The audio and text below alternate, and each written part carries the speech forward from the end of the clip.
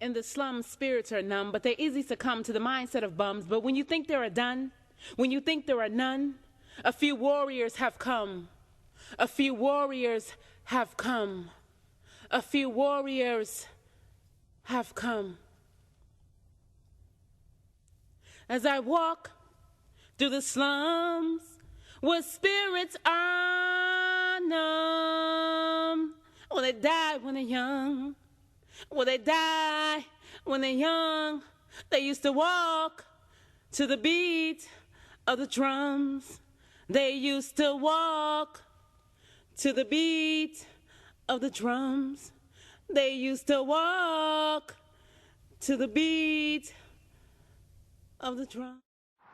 Poetry to me is a way to not only just express myself, but to teach, to inspire, to heal others as well as myself. And I really got into poetry, well, really when I was about 8 or 9 years old, writing. But I didn't think of it as poetry. It was kind of like a journal, just a self-analysis, kind of just writing out my thoughts. And I didn't know it was poetry until I went to school for theater and fashion design. And I was familiar with writing just like scripts, more so scripts and stories, short stories, and then maybe just about 4 or 5 years ago, I got into actually writing poetry again. Something tragic happened in my life. My sister passed away, and I used to promote shows all the time, and I was bringing in Omar from The Last Poets and Jessica Care Moore, and I said, you know what, I think I want to do something on the stage. I feel like God is inspiring me to actually perform this time. So I did a piece, and people loved it, and it was kind of like it became an addiction, just being on the stage, and just really I was inspired so much to write. This assault on our senses has made us senseless. We broken, we got major ghetto expenses, and we up in the hood defenseless. And when truth and liberation comes to us, see, some of us just put up our defenses. I wonder where these inherited habits first came from, where the vibration of my name's from, what ancestors my uncle got his game from, cause he still got tendencies of Hennessy, so I had to take y'all way back to the beginning like our factor high. I absolutely love to teach. I work with the youth, and right now I'm working in the Chicago public high schools, and I've worked with youth from ages 6 all the way to, I guess, 20. And I absolutely love teaching because it actually helps me. Because when you're working with young minds, they have so many ideas. They're fresh, they're innovative, they just need some direction. And I feel like I give them what I would have wanted to receive at their age. And I try to give my all to them, just teaching them about self-expression, about performance, and just history and culture, to have something to write about. Not just write, but have something to say. Like, how are you going to make the world a better place through the power of your words? So that's why teaching is so important to me, because not only do I grow, but I'm helping to shape young minds, and that's very powerful, especially today with all the negative influences in the media. Love transcends space and time.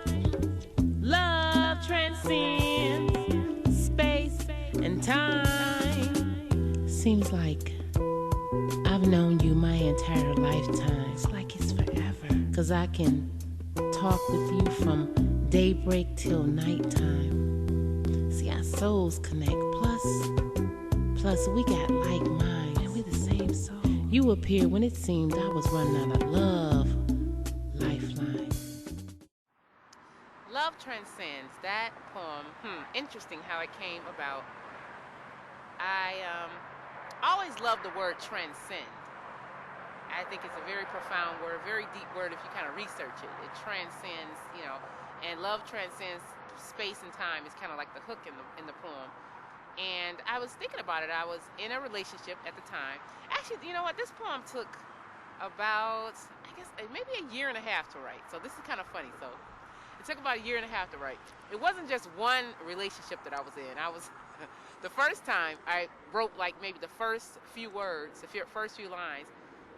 I had met a gentleman, and we were just friends. And I was like, wow, I felt like I've been knowing him, I feel like I've been knowing him forever. I was going through a time in my life. And then maybe months later, I met someone else.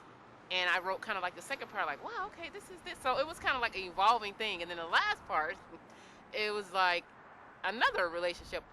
And these were all just friends, people I was just became close with. And one was a relationship. It was kind of getting serious. It never happened. But I just said, hey, you never know why people are in your life. And look what I got out of it. I got a beautiful poem, Love Transcends. So I look at it now like, okay, these were all different friendships and relationships in my life. And hopefully the real person will manifest soon. But that's how Love Transcends came about. As I walk through the slums where spirits are numb, where they die when they're young, where some don't even get out of the bed to the setting of the sun or a setting of a mother's son, who America has shunned, who still question, has freedom really wrong, who are mostly the indigenous peoples of the earth whose ancestors walked to the beat of the drums. When they were birthed into this world, I swear their eyes were so wide and vibrant they could see past the moon. And now they're mentally, physically, and spiritually out of Inglewood. I absolutely love this poem. Sometimes when I do it, people say, it sounds like you're about to cry. And because I work with children last summer in Chicago, and it was very, very challenging in a way because it was children, I guess they were like 8th grade, all girls, 8th grade, and they were coming from the projects in Chicago called Robert Taylor Homes, and some of them already lived in Inglewood, and some they were moving to Inglewood. And Inglewood at this time, as always, but they don't put everything on the news, but maybe like a couple months before that, or just weeks before that, every day it was like somebody getting shot, little children sitting in their house, just innocent, getting shot, sitting in the living room, a straight bullet will fly and hit them in the head. So me working in that neighborhood, it was very serious to me because I knew they really needed something different to get out of their norm. And it was a real challenge because you had some people that were like, oh, he say, she say. They didn't want to come out of the everyday, drama that was their reality. And then I saw some brilliant minds coming out of it. So in the poem you hear, I just talk about that hope, like that God used me to inspire them, and that motivates me to say, okay, some of them really want something else. They just want the opportunity. Somebody has to give them the opportunity, and some of them take it and they ran with it, and I still keep in touch with a few of the children today. this wickedness then scolded us and molded us. It's just then torn us apart and left a hole in us. I said this wickedness then scolded us and molded us. It's just then torn us apart and left a hole in us. This wasn't no Disney cruise we boarded hundreds of years ago. We thought no one heard our cries. We weren't changed and despised, but God did for sure. Tasleem Jamila Firdausee. I am many things. First of all, I'm a servant of God.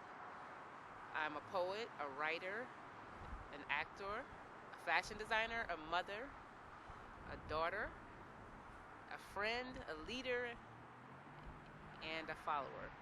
And I really, really think that this poetry, my spoken word, everything I do, even my fashion design, teaching, I do it with a divine purpose. I really feel inspired every time I get on stage, every time I speak, to leave the audience with something, whether they, can draw from it personally, go do some research, read a book, get close to themselves, get closer to God, to make humanity a better place. Because of the state of the world, I feel like how can, as an activist, I'm an activist and an artist in the community, in the world, how can you just walk around, just go to work 9 to 5 and not do something about it? So whatever gift that, I feel like whatever gift God gives me, I'm going to use it to tell the truth, inspire those to reach to the highest of excellence within themselves while I'm doing the same.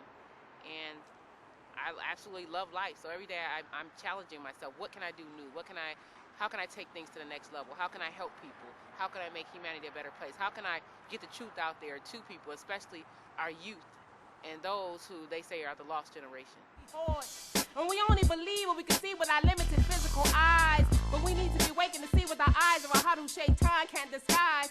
And then our eternal living will be realized, and then in spiritual and heavenly stations will rise. Because if you with your Lord in this life, then naturally you're gonna be with him in the next. And your living gonna be blissful, peaceful, simple, and not all complex. And you won't be burned with a life full of doubts in depression and just filled with regrets.